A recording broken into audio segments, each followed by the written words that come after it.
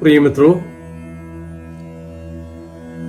धनी युवक बड़े आग्रह के साथ प्रभु के पीछे दौड़ आया और अपनी इच्छा प्रकट की।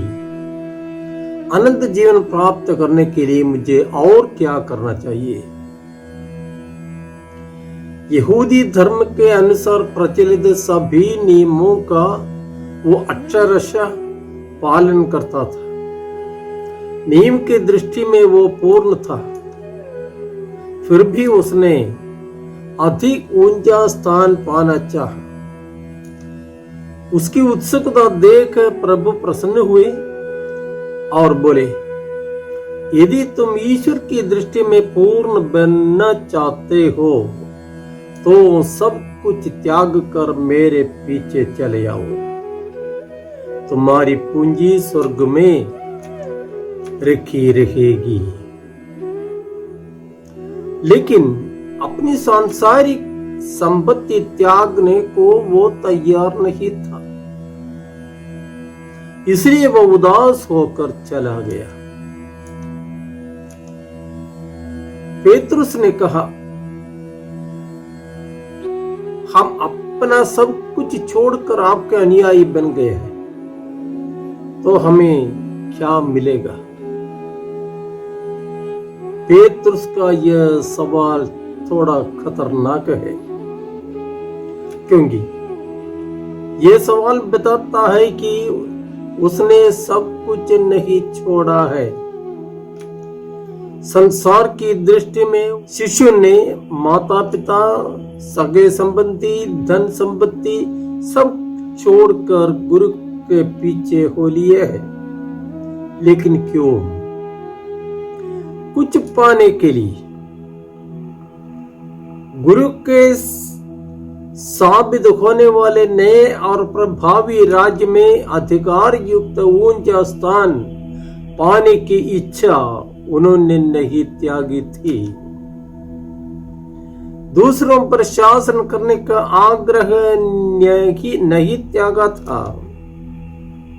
दूसरों से बड़े साबित करने की इच्छा उनमें तेज थी।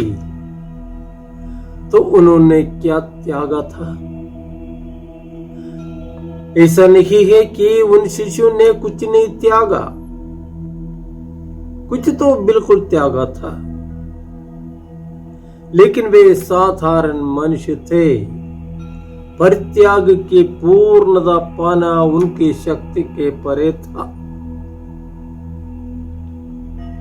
वो पूर्णता आई गुरु के क्रूस मरण और पुनरुत्थान के बाद, जब पवित्र आत्मा के आगमन ने उन्हें नए प्राणी बनाया।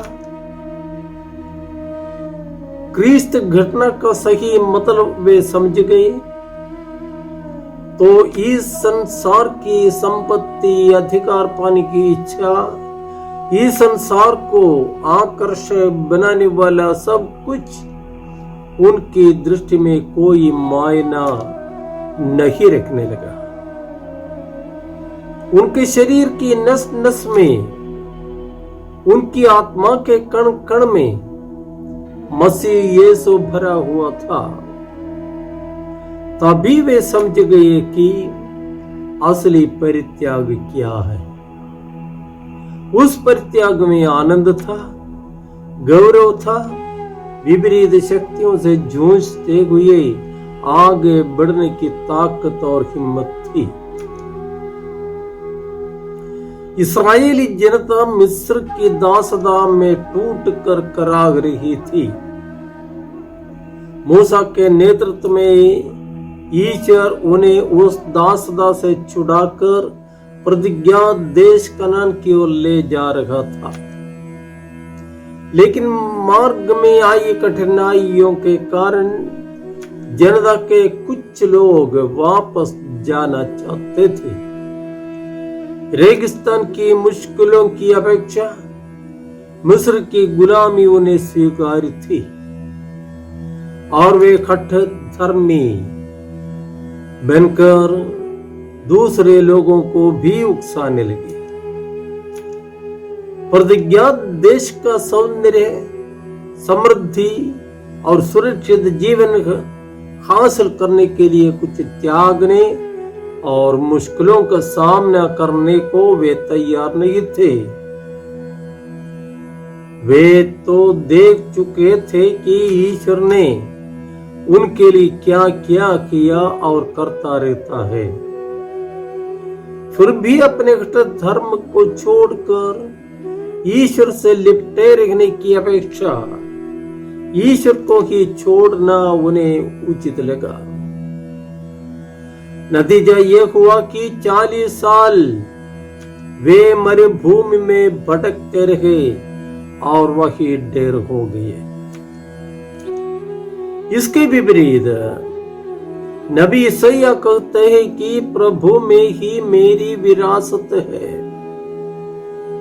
मैं माता के गर्भ में ही था जब उसने मेरा नाम लिया। उसने मेरी वाणी को अपनी तलवार बना दिया और मुझे अपने हाथ की छाया में छिपा लिया। प्रभु ही मेरा न्याय करेगा, मेरा पुरस्कार उसी के हाथ में है। जीवन की मुश्किलों के सामने प्रभु पर भरोसा रखते हुए जीने की नसीहत ही नबी देते हैं। संत पेतरुस भी प्रत्याशा का सलाह देते हैं।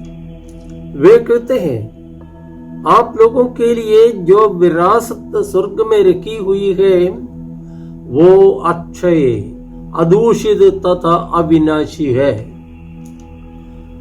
यह आप लोगों के लिए बड़े आनंद का विषय है। हालांकि अभी थोड़े समय के लिए आपको अनेक प्रकार के कष्ट सहने पड़ रहे हैं। यह इसलिए होता है कि आपका विश्वास परीक्षा में खरा निकले। याद करें, इसी पेतरुस ने प्रभु से पूछा था, हमें क्या मिलेगा। प्रेरित चरित्र में हम पढ़ते हैं कि जब पेतरुस और यूहन्ना को यहूदी महासभा के अधिकारियों ने कोड़े लगवाए और धमकी देकर छोड़ दिया, तो प्रेरित इसलिए आनंदित होकर महासभा के भवन से निकले कि वे यीशु के नाम के कारण अपमानित होने योग्य समझे गए। गत्समनी बाग में पेतरुस और अन्य शिष्यों का आचरण कैसा था और अब उनका आचरण कैसा है, ये फर्क कैसे आया। अब वे समझ गए कि सब कुछ छोड़कर प्रभु के पीछे हो लेने का मतलब क्या है। क्रूस का ये महान रहस्य समझने और मान लेने के कारण ही वे शिष्य स्वर्ग में 12 सिंहासनों पर विराजमान हुए। स्वर्ग को जीवन का लक्ष्य समझकर प्रभु पर भरोसा रखते हुए दिन दिन की समस्या परेशानियों का हम सामना करें। प्रभु का ये आश्वास वचन सदा याद में रखे, संसार के अंत तक मैं तुम्हारे साथ हूं। जय यीशु।